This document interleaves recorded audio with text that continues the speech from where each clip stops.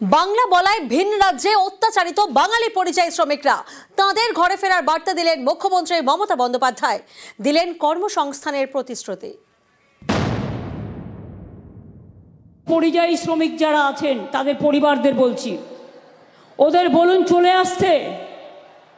বাংলায় কাজের অভাব নেই, যে কাজ ওরা বাইরে করে সে কাজ ওরা এখানেও করতে পারে।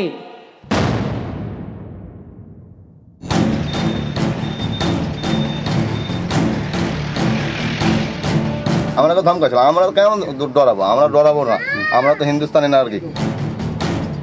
তাঁদের অপরাধ তাঁরা বাংলা বলেন, সে কারণেই ভিন রাজ্যে হেনস্থার শিকার। কাউকে আটকে রাখা হয় অন্ধকার ঘরে, কেউ আবার পড়েন হুমকির মুখে। বাংলার বাইরে অত্যাচারিত এই পরিযায়ী শ্রমিকদের মঙ্গলবার ফের ঘরে ফেরার বার্তা দিলেন বাংলার মুখ্যমন্ত্রী।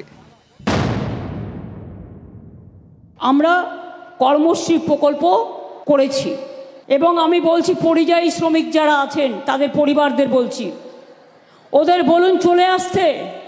বাংলায় কাজের অভাব নেই, যে কাজ ওরা বাইরে করে সে কাজ ওরা এখানেও করতে পারে। ওরা যদি ফিরে আসতে চায় ওদের গাড়ি ভাড়া আমরা করে দেবো, ওদের রেশন কার্ড করে দেবো, ওদের স্বাস্থ্যসাথী কার্ড করে দেবো, তাদের ছেলে মেয়েদের স্কুলে ভর্তি করে দেবো। চিন্তা করার কোনো কারণ নেই। আমাদের এখানে সোনার ক্লাস্টার হচ্ছে, সিল্কের ক্লাস্টার হচ্ছে, ভোরে ভোরে ইন্ডাস্ট্রি হচ্ছে।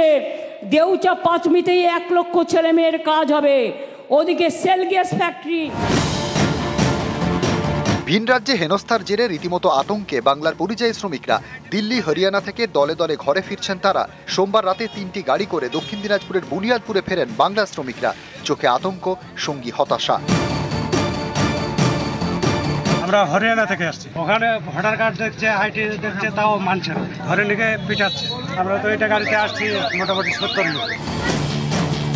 একই ছবি মালদাতেও। সেখানকার কয়েকজন পরিযায়ী শ্রমিককে বাংলাদেশি সন্দেহে আটকে রাখা হয়েছিল হরিয়ানার গুরুগ্রামে। ছাড়া পেয়ে ঘরে ফিরেছেন তারা। আতঙ্কের ঘোর কাটেনি এখনো।